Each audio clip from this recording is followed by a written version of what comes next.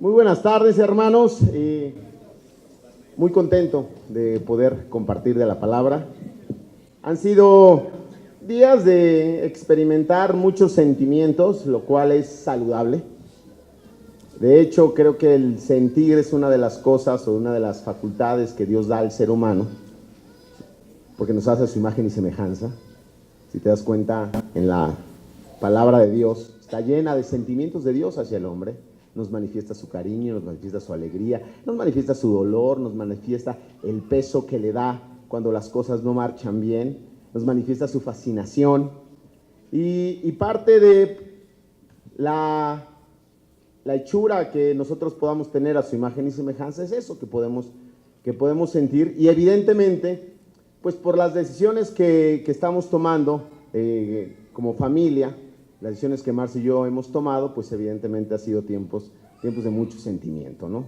De mucha paz. Y de hecho me preguntaba en la entrada un hermano cómo me sentía. Y me decía, mira, me siento con paz por los pasos que estamos dando, pero también con mucha emoción. Yo creo que hay esta mezcla de nostalgia, de cariño, de finalmente, pues hemos caminado juntos con algunos de ustedes. Quizá no es con la mayoría, pero sí con un grupo interesante, hermanos, 12 años juntos, y gradualmente se han ido agregando otros, ¿no? Tanto por migraciones de otras regiones para acá, después esta mezcla que hubo cuando se mezcló del Valle con Central, hubo una mezquita ahí, recibimos a un grupo de hermanos, y luego pues finalmente nuestras regiones de repente llegan algunos, se van otros, entran, salen y demás, y pues ha sido un gusto compartir con ustedes. Quiero arrancar compartiendo una escritura que es una convicción, es un ancla, es una inspiración para mí. Y pensando en las cosas que quiero compartirles y que me encantaría pues dejarles, es esta escritura que quiero usar como arranque y como centro del mensaje. Dice Pablo en Filipenses 3, 12 al 16, de hecho la carta a los Filipenses es mi carta favorita de Pablo, es la carta de la alegría, ¿no? Y es una carta sorprendente y es para deleitarse en ella una y otra vez. En el capítulo 3, en el versículo 12, dice la escritura, no quiero decir que ya lo haya conseguido todo, ni que ya sea perfecto.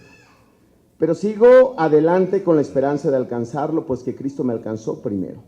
Hermanos, no digo que yo mismo ya lo haya alcanzado. Lo que sí hago es olvidarme lo que queda atrás y esforzarme por lo que está delante, para llegar a la meta y ganar el premio celestial que Dios nos llama a recibir con Cristo Jesús. Todos los que ya poseemos una fe madura debemos pensar de esta manera. Si alguien piensa de otro modo, Dios le hará ver esto también. Pero eso sí, debemos vivir de acuerdo con lo que ya hemos alcanzado. Estamos hablando de un apóstol, estamos hablando de un hombre que se ha consagrado por más de 25 años al ministerio, estamos hablando de un hombre encarcelado, estamos hablando de un mensajero de Dios, estamos hablando de un hombre que en un momento parecía muerto cuando lo apedrearon en Listra y se regresa y se levanta y enfrenta. Estamos hablando de un hombre que predicó el mensaje en 3 viajes misioneros, que vivió un naufragio, que vivió encarcelamientos y estaba precisamente en uno de ellos escribiendo a los filipenses diciendo, no he conseguido todo, lo que hago es, me olvido de lo de atrás y peleo por lo que hay adelante. Eso es impresionante de Pablo. Es una pasión por crecer, es una pasión por ser más como Cristo, es un hambre de mostrar más la gloria de Dios. Es sorprendente. De hecho, dice, no he llegado a ser perfecto. En griego lo hemos compartido, teleios. Aquella expresión que Jesús en el Sermón del Monte dice, sean ustedes teleios, sean ustedes perfectos, completos, realizados, el hombre que ha conjuntado todas estas cualidades desarrolladas de una manera saludable. Jesucristo anhela que sus discípulos sean así. Y dice Pablo, yo todavía no soy teleio, pero sigo peleando. Una pasión por ser más como Jesús, una pasión por crecer, una pasión por avanzar. te puedo compartir, hermano, que en mis 22 años en la fe, siempre he anhelado en mi vida espiritual ir por más. Siempre he tenido un deseo en el corazón de ser más profundo. Siempre he tenido un deseo en el corazón de conocer más el carácter de mi Dios. Siempre he querido ser un mejor hombre. En mis 17 años de casado he querido y he peleado por ser un mejor esposo para Marce. He peleado por ser cada vez un mejor padre que conecta con el corazón de sus hijos. He peleado por ser un mejor discípulo de Cristo. He peleado por conquistar las áreas que me cuestan más trabajo. He peleado por conquistar mi enojo, mi egoísmo. Es una pelea personal y lo anhelo. Y el estar al frente de una región, he peleado por buscar que la familia de Dios sea cada vez más completa, madura, con discernimiento, porque el crecimiento no es opcional. El crecimiento es algo que caracteriza la vida de un discípulo. Hermano, ¿cuánta pasión hay en ti por crecer espiritualmente? ¿Cuánta pasión existe por ser cada vez más como Cristo? ¿Cuánta pasión hay en tu corazón por dominar lo que no has dominado? Por ser el que no has sido. Muchas de las decisiones que hemos tomado en nuestra vida van dirigidas por eso. Y muchas de las decisiones que yo he tomado en mi vida, algunas muy radicales, van movidas por eso. Anhelo en mi alma mirarme al espejo y parecerme más a Cristo. Sí quiero ser luz, sí lo quiero ser. Sí anhelo ser sal, sí lo quiero ser. No digo que ya lo sea, pero lo que quiero decirte es que lo anhelo. Sí quiero que mi familia sea luz, sí. No para que alaben a los nábamos, no. Que se demuestre lo que sucede en nuestro corazón con Dios. Eso es lo que Pablo está diciendo que debería existir en ¿quiénes? En todos los que poseen una fe madura. Eso no existe en el inmaduro. El que posee una fe madura busca eso. El inmaduro pues dice, no, pues yo como estoy bien. Yo ahí llevándomela ando bien. Por eso quiero compartirte como título de la clase, pasos de madurez. Con ya unas buenas décadas de historia en nuestra iglesia de existir, ya con unas buenas décadas de muchos de ustedes como discípulos de Cristo, ya con un muy buen tiempo de conocer las Escrituras, yo sí creo que cada uno de nosotros somos llamados a pasos de madurez.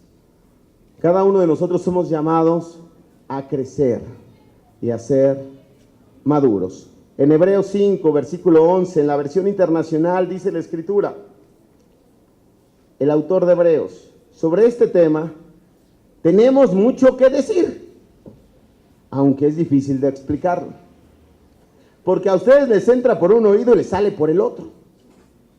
En realidad, a estas alturas, ya deberían ser maestros, y sin embargo necesitan que alguien vuelva a enseñarles las verdades más elementales de la palabra de Dios. Dicho de otro modo, necesitan leche en vez de alimento sólido. El que solo se alimenta de leche es inexperto en el mensaje de justicia. O sea, es inmaduro, ¿no?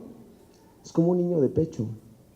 En cambio, el alimento sólido es para los adultos, para los que tienen la capacidad de distinguir entre lo bueno y lo malo, pues han ejercitado su facultad de percepción espiritual. Ok, tiene una riqueza increíble este pasaje, y quiero primeramente centrarme en, hace el autor de Hebreos una comparación diciendo, habría algunos que ya deberían ser tan maduros, tan completos, en este camino de ser teleios, tanto tiempo en la fe, tanta enseñanza, tanta dinámica dentro de la vivencia cristiana, y dice, pero son como niños de pecho. Otra vez hay que empezarles a dar las cosas más sencillas. Y las cosas sencillas del mensaje son fundamentos, son pilares, tienen que ser recordadas, pero aquí lo habla como decir, híjole, ya perdieron la brújula y vamos de nuevo. Dice, y el que se alimenta de leche es inexperto en el mensaje de justicia, y dice, hay gente que es niño de pecho y hay gente que es adulta. El tiempo en la fe no garantiza madurez espiritual, así como que uno sea grande de edad no garantiza que uno es un adulto maduro. Garantiza que estás creciendo, y algunos les garantiza que están haciéndose viejitos. Pero ser viejito no significa necesariamente madurez. Tener 20 años en la fe no significa que estés maduro espiritualmente. No van de la mano. Es una decisión, es una búsqueda personal. La madurez espiritual es una búsqueda personal. Es algo que uno desea, anhela y construye. Aquí el autor de Hebreos lo que está diciendo es, la iglesia ha provisto, porque era época todavía apostólica, de todo lo necesario para que sean maestros. Sin embargo, la elección personal es no. Yo quiero ser niño de pecho, consciente o inconsciente. Entonces la Biblia nos habla de niños y de adultos. Y entre niños y adultos hay un paso intermedio, la adolescencia. Vamos a hablar de cada uno de ellos. ¿Cómo es un niño? A ver, la Biblia sí en algún momento Jesús nos dice que debemos tener corazón de niño. Más nos dice también que tenemos que ser astutos, ¿no? Que seamos como niños para lo bueno, pero astutos y adultos para lo malo, ¿no? El corazón de niño es necesario finalmente para poder tener fe, para poder perdonar rápido, para poder ser sencillos con la vida y demás. Sin embargo, la meta no es ser niño espiritualmente. ¿Cómo es un niño? Un niño no mide las consecuencias. A un niño lo tienes que cuidar todo el tiempo. A un niño hay que estarle repite y repite y repite y repite las cosas, porque pues, se lo olvidan. Al niño lo tienes que supervisar. Un niño es dependiente todo el tiempo de algún adulto. Un niño necesita, es vital, la aprobación de sus padres. Un niño jamás va a pensar a largo plazo, pues no, o sea, tienen algunos sueños y ilusiones, pero son cortoplacistas. Un niño tiene que ser enseñado a compartir, los niños naturalmente son egoístas. Un niño necesita dirección específica, no de algunas cosas, de todo. ¿Cómo es un niño espiritualmente? Es igual. Un niño espiritualmente es impulsivo y reactivo, ya que se le repite, se le repite, se le repite, se le repita las cosas básicas con bolitas y palitos. Hay que estarlo cuidando, supervisarlo. Y si lo deja solo, se los pierde. No mide el peligro. Se cae, se atropella, esto, lo otro. Es un lío si está solo. No puede estar solo.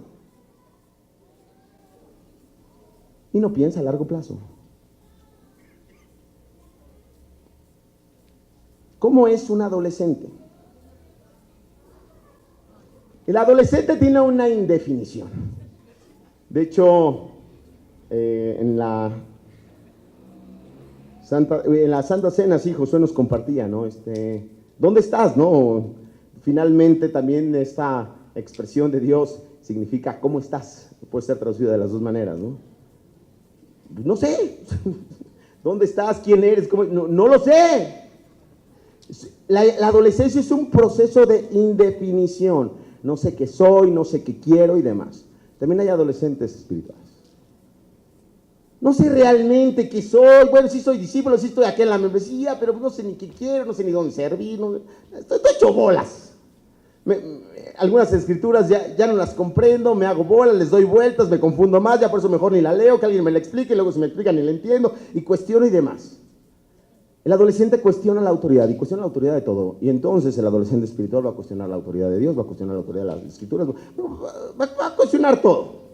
Pero una de las cosas que tiene el adolescente es bien interesante, cree que puede vivir solo, cree que puede conquistarlo todo, es demasiado soberbio y demasiado independiente. Dice, yo puedo solo, yo no necesito de nadie. Así son los rasgos de la adolescencia. El adolescente espiritual es igual. Soberbio, no necesita de nadie. Considera que tiene demasiado conocimiento, que ya tiene todas las armas. Además de una profunda indefinición, el adolescente es poco profundo, siente mucho, hay mucha inestabilidad, pero no comprende lo que siente, no hay claridad de rumbo. Y fácilmente puede agarrarse pues, de algunos héroes, ¿no? Y el adolescente tiene una firme convicción, vive el hoy. A lo que importa es el hoy, o sea, ¿por qué me preocupo por la universidad cuando apenas estoy lidiando terminar el quinto de prepa? O sea, ¿qué voy a estudiar? No lo sé, o sea, lo que importa es el hoy. Y así es el adolescente espiritual. Por otro lado también está, dice la Biblia, el maduro. ¿Cómo es una persona madura? Las personas maduras saben el valor de la interdependencia. Son independientes porque han salido adelante por sus propios medios, pero saben la riqueza del grupo. Tienen muy definido quiénes son. Saben darle honor a quien honor merece. Saben reconocer que sí hay cosas que dependen de ellos, pero que otras vienen de las fortalezas de otros y de la provisión divina. Las personas maduras no están hablando de sus logros, de sus éxitos, saben perfectamente lo que son y no necesitan estar haciendo alarde de.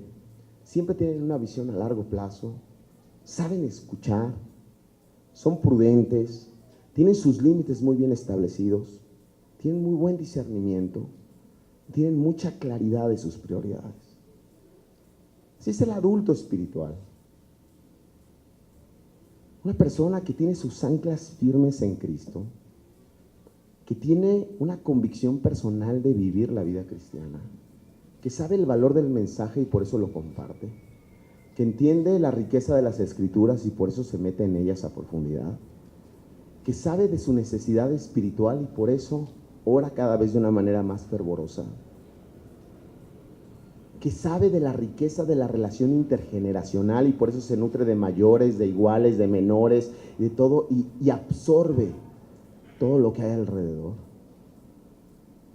Y una de las cosas que estoy convencido y que es mi primer punto con el cual quiero concluir esta parte, estoy convencido que nuestra iglesia necesita muchos adultos espirituales. Sí, en primer lugar, las personas que tienen una responsabilidad de estar al frente, hay un llamado a ser maduros espirituales, pero necesitamos más miembros maduros. Necesitamos más miembros con esta hambre de ser adulto espiritualmente, con esta capacidad de compartir cada vez mensajes más profundos, que si te dan 2 minutos al frente, tienes algo extremadamente enriquecedor y profundo que compartir a la congregación. Que si tienes una plática 1 a 1, te conectas y creces. Que entiendes el poder de la apertura espiritual y abres el corazón con alguien. Que entiendes el poder de los vínculos profundos y los alimentas y los nutres. Que entiendes el poder de la congregación y por eso eres y tienes la convicción de participar intensamente en las reuniones, entiendes el poder de la alabanza y por eso conectas con el Padre a través de ella, que entiendes el poder de la oración conjunta y por eso te reúnes con gente a orar. Necesitamos adultos maduros. Una de las cosas que nos ayuda en este tema de la madurez es ir cada vez teniendo un mejor discernimiento referente a las Escrituras y referente a la vida espiritual. Hay algo que se habló por algún tiempo, que es el tema del famoso péndulo. Siempre podemos tender a algunos extremos. Cuando tú lees un pasaje de la Escritura, puede ser extremadamente radical e irte a un extremo. Y hay muchas cualidades de Dios que las podemos tomar a un extremo, y hay muchos mandatos de la Escritura que los podemos irnos a un extremo.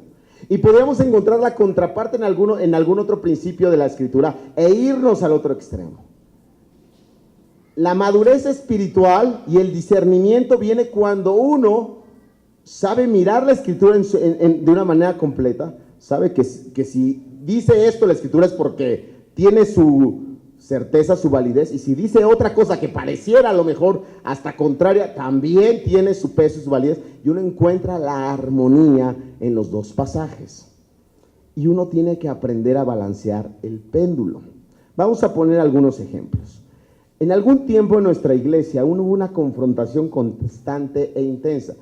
No podía existir relación sin confrontación.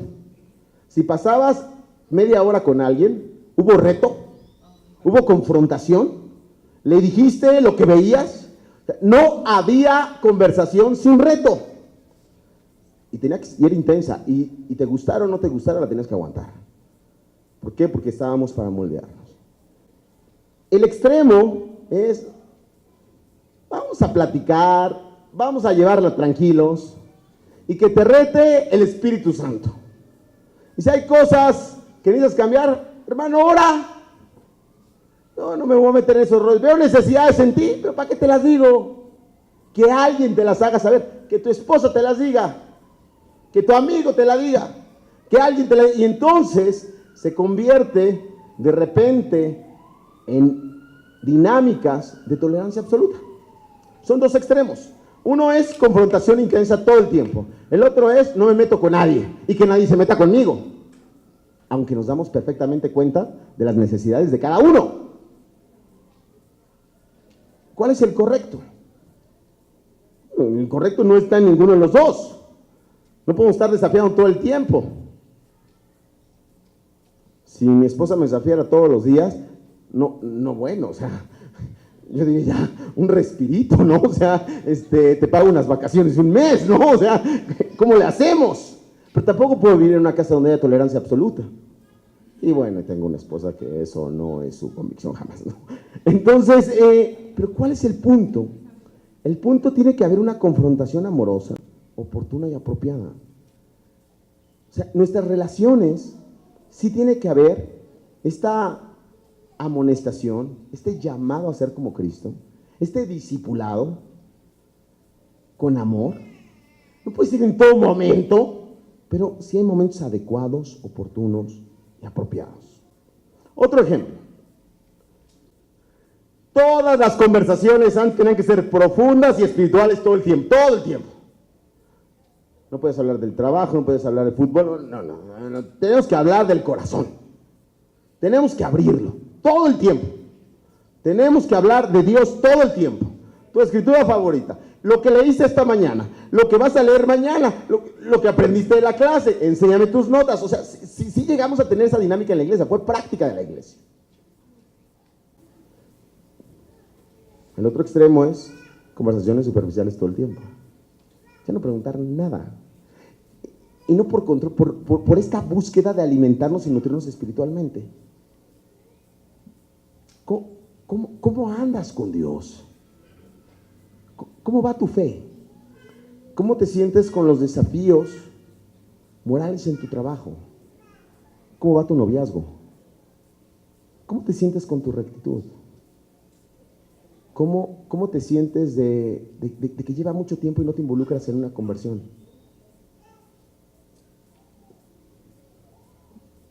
¿Cuáles son las cosas más significativas que has aprendido en este año de la Escritura? Son cosas que se deben dar, pero de repente ya las conversaciones son ¿cómo va la vida? ¿Cómo van los hijos? ¿Cómo va el trabajo? ¿Cómo va todo? ¿Y qué actividad tenemos para la próxima semana? Debe haber conversaciones equilibradas y completas. Sí, tenemos que hablar de todo, tenemos que hablar de la vida cotidiana, de las cosas, de los quehaceres, de los menesteres, de las preocupaciones y demás, pero tenemos que abrir también el corazón. Y necesitamos también este espacio para conectar de una manera profunda, porque eso enriquece a la iglesia. Pero nadie puede obligarte a abrir el corazón. Es una decisión que hace la persona madura. Esas conversaciones las buscan las personas maduras. Un extremo, Dios es celoso y lleno de gracia, pero sobre todo celoso, muy celoso. O sea, es celoso.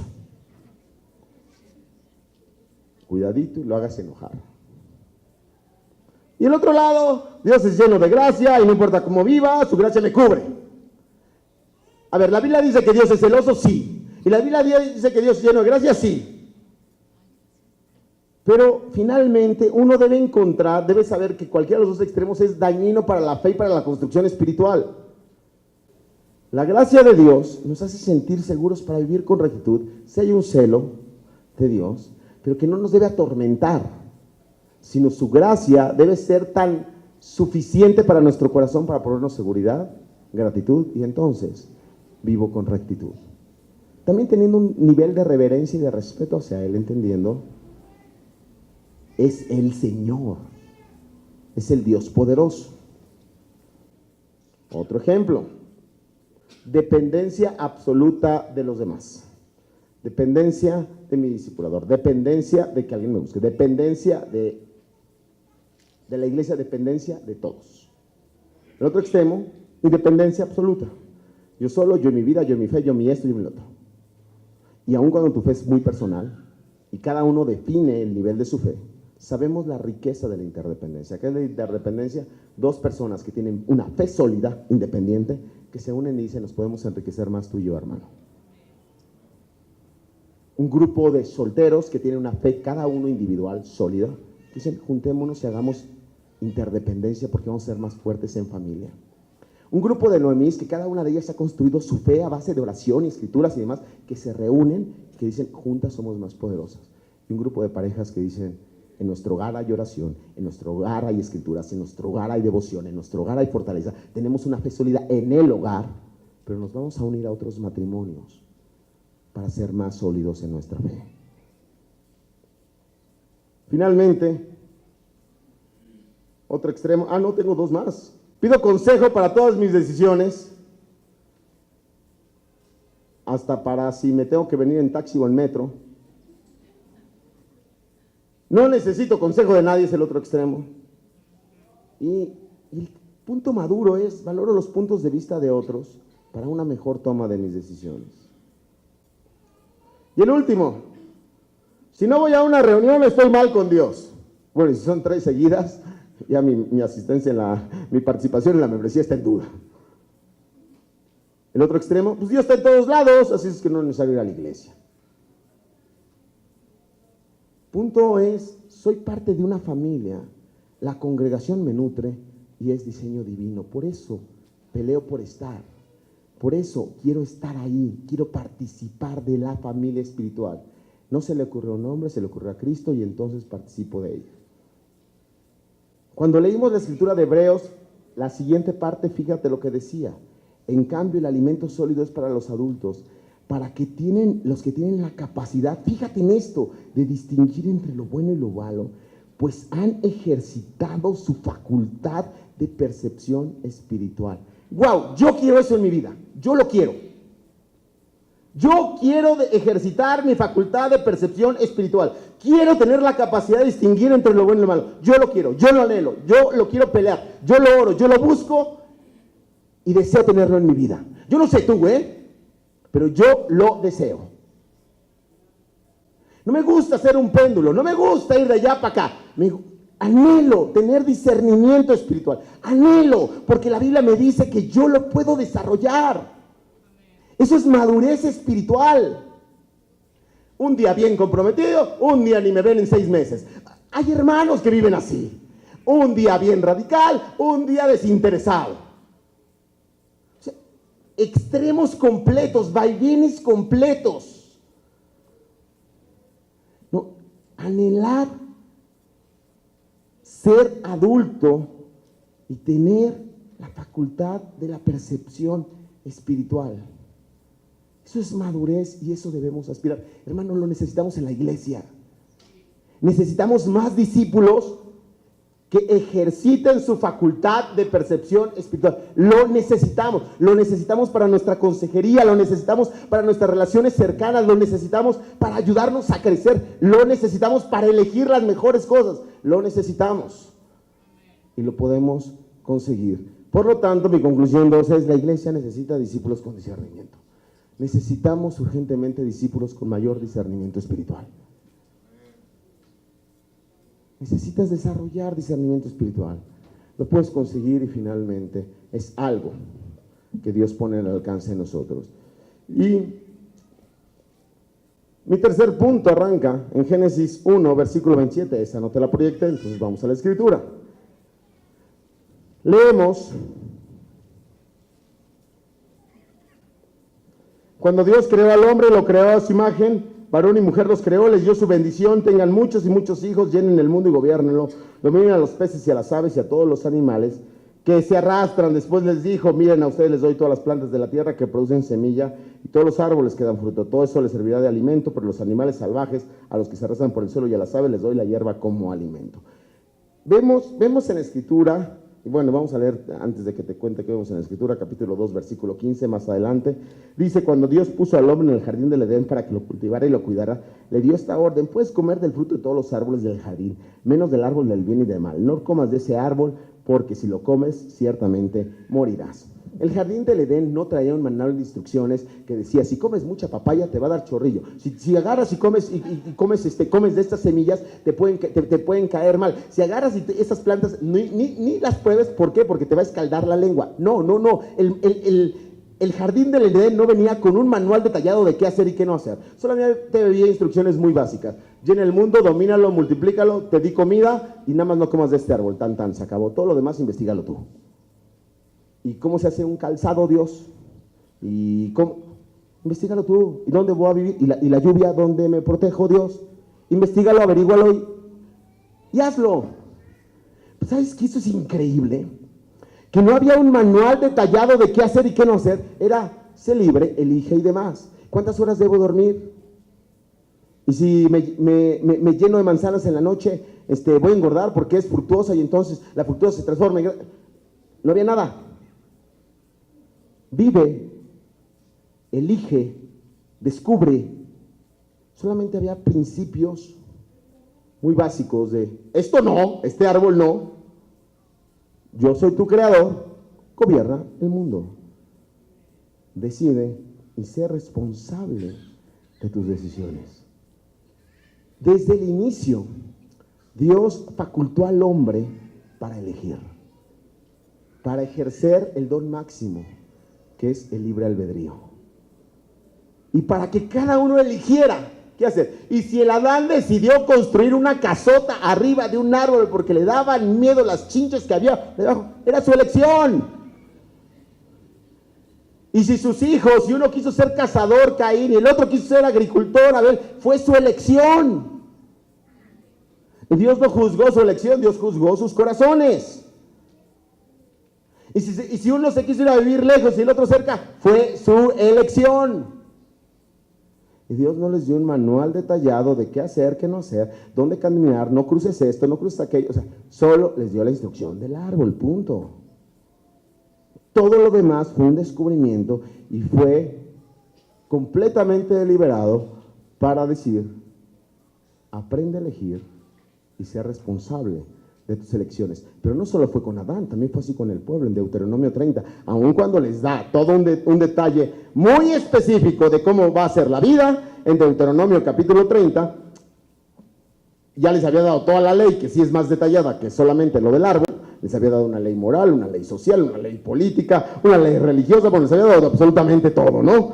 Pero al final de cuentas, Dios les dice en el capítulo 30, en el versículo 15: miren, hoy les doy a elegir entre la vida y el bien por un lado, y la muerte y el mal por el otro. Si obedecen lo que hoy les ordeno, llaman al Señor su Dios y siguen sus caminos y cumplen sus mandamientos y leyes y decretos, vivirán y tendrán muchos hijos, y el Señor su Dios los bendecirá en el país que van a ocupar. Pero si no hacen caso de todo eso, sino que se dejan arrastrar por otros dioses para rendirles culto y arrodillarse ante ellos. En ese mismo momento les advierto que morirán sin falta y que no estarán mucho tiempo en el país que van a conquistar después de haber cruzado el Jordán.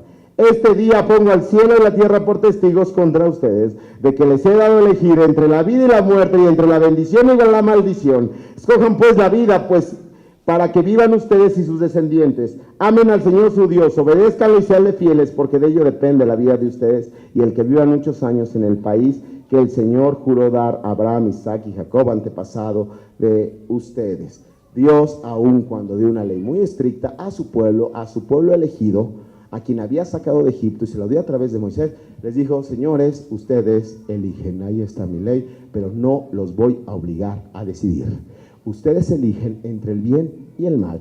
Ustedes eligen entre la bendición y la maldición. Ustedes eligen si me siguen o no me siguen. Ustedes eligen. Y dice Dios y nos anima: escojan pues la vida.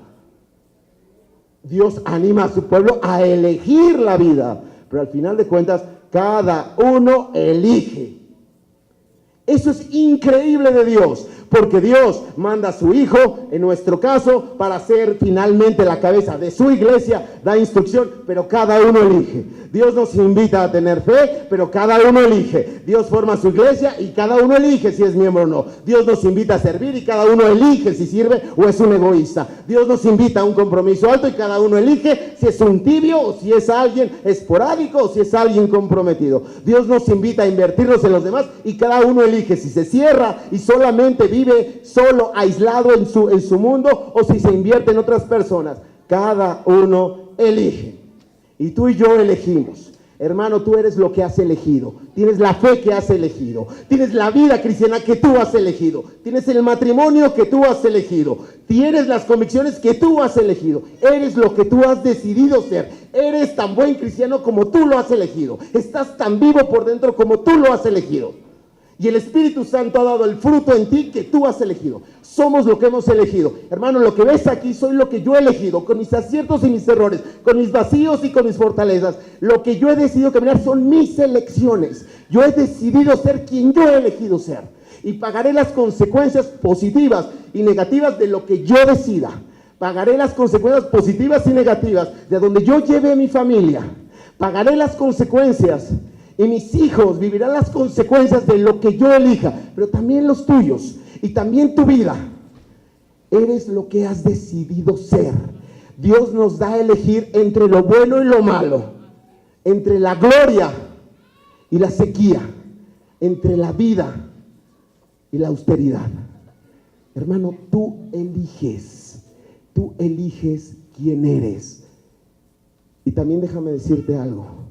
Tú y yo elegimos qué iglesia tenemos. Con todos los aciertos y con todos los errores, con las cosas buenas y las cosas que no fueron buenas, con las cosas que tuvieron su impacto positivo y las cosas que no. Cada decisión que me corresponde, que en su momento me correspondió como líder tomar, asumo la responsabilidad de ello y iba con la dirección de construir. Y yo sí creo que la iglesia se forma con las elecciones de todos. ¿Qué eliges hoy? Yo tomo responsabilidad absoluta de mi fe, de mi corazón, de mi vida espiritual, de lo que viene para adelante con mi familia. Eso Dios me ha dado la facultad de elegir. Y en la intimidad hemos elegido el servicio para nosotros. No es una opción, es una elección. Cuando vinieron los momentos de crisis más severos en nuestra iglesia, Marcia y yo elegimos, queremos vivir nuestra fe en la Iglesia de Cristo en México. Para mí estar aquí no es un acto de inercia. Es una elección consciente. Y todo el tiempo que he tenido la oportunidad de prestar un servicio aquí al frente, ha sido una elección. Y lo he elegido y lo he decidido. Y necesitamos más hermanos que elijan la vida espiritual, que elijan las riquezas, de Dios, que elijan servir, que elijan ser luz, que elijan romper con algunas cadenas con las cuales llevan mucho tiempo. Es nuestra elección. Algunos ya tienen que elegir perdonar y soltar y ya darle vuelta a la página. En serio. También el perdón es una elección. No digo que sencilla, ¿no? Nadie puede vivir en los zapatos de otra, pero es una elección. Es una elección que debemos tomar en el matrimonio todo el tiempo. Si yo me la viviera acusando a Marce por sus cosas y Marce a mí por mis cosas del pasado, ¿qué elección tan terrible estaríamos tomando para nuestra dinámica? Si nos la pasáramos eligiendo señalar todos los vacíos que hay en la iglesia y criticarlos y poner el dedo de esto debería ser, y esa fuera mi elección dentro de la iglesia, todo el tiempo señalar, acusar, esto, qué terrible elección. Pero bueno, hay gente que elige eso. Necesidades en la iglesia las hay y las vemos. Y en su momento hemos elegido tratar de cubrirlas.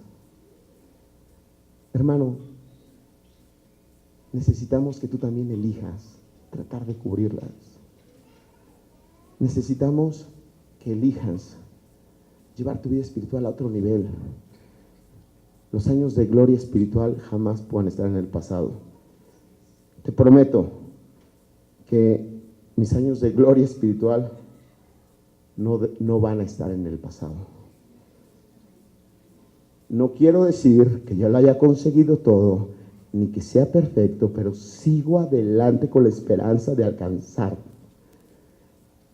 Más adelante, lo que sí hago es olvidarme de lo que queda atrás y esforzarme por alcanzar lo que está delante para llegar a la meta y ganar el premio celestial que Dios nos llama a recibir con Cristo.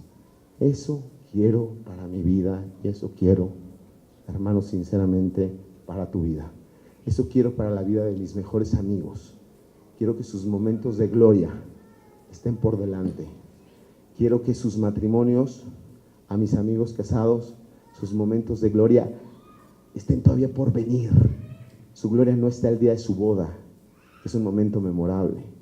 Su gloria no está en el momento que tuvieron a su primer hijo. El momento de gloria están todavía por delante. Los momentos de gloria deben estar adelante porque tenemos el hambre de ver a Dios reflejado en nuestra vida. Y los momentos de gloria de nuestra iglesia tienen que estar adelante. Necesitamos